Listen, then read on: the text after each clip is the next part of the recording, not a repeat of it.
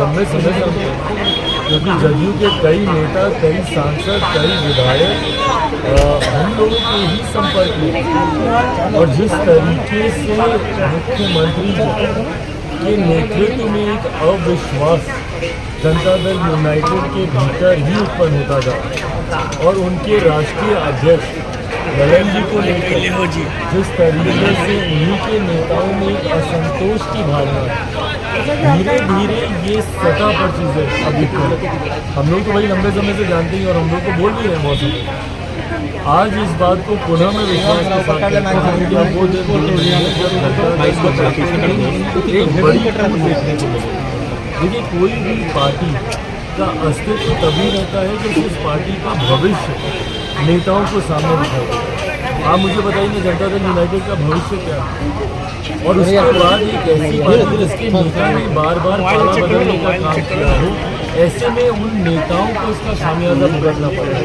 भाई मेरे मुख्यमंत्री तो चुनाव लड़ते हैं, वो तो जनता के बीच जाते हैं, और अगर जनता के बीच वो जाते भी हैं तो पूरी बैरिकेडिंग के साथ जाएंगे, जनता उनसे मिल नहीं सकती, लोग उनसे बात नहीं कर सकते। पर उसके बावजूद कई जगह उनका विरोध हुआ। कुछ दिन पहले मुख्यमंत्री हमारी ही लोकसभा में गए, एक कोई एरिया था वहाँ पे, जिस तरीके से वहाँ पर मुख्यमंत्री और उनके साथ गए हुए कई मंत्रियों का वहाँ पे विरोध हुआ।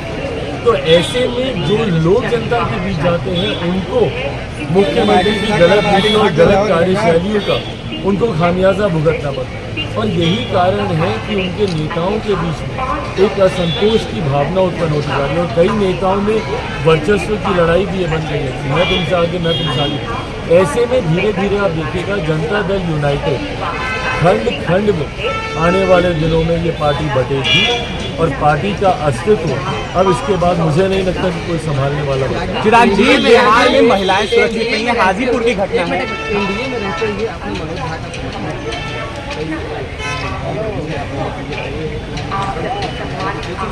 भाई मैं ना किसी का समर्थन कर रहा हूँ, और बल्कि जिस पार्टी से वो आते हैं वो जातियों की पार्टी करने के लिए वो मानी ही गई है। समाज को बांटकर, समाज में भेदभाव उत्पन्न कर उसका राजनीतिक लाभ लेना, MY समीकरण बनाना, अगला पिछड़ा की लड़ाई करवाना, और मैं कभी भी जात पात धर्म मजहब की राजनीति का मैं समर्थक नहीं रहा। हैविंग सेड दैट, जिस कविता का आप जिक्र कर रहे हैं, जो कविता उन्होंने पढ़ी है, भाई ये कविता आज की नहीं है, लंबे समय से, और इस कविता का हम लोग स्कूल में सप्रसंग व्याख्या हम लोग करते हैं।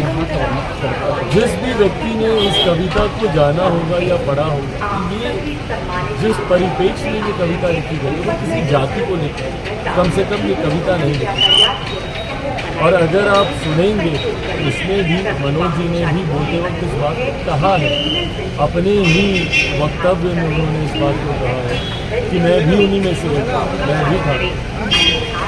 मैं मानता हूँ इस बात को कि इस कविता में किसी जाति को लेकर ये नहीं था, बट हाँ, जो सोच इस पार्टी की रही, मुझे लगता है this was totally uncalled for, इसकी ज़रूरत नहीं थी ऐसी किसी कविता को पढ़ इस तरीके के मतभेद उत्पन्न करने। बट हाँ, इसको जिस परिप्रेक्ष्य में या जिस दिशा में इस पूरी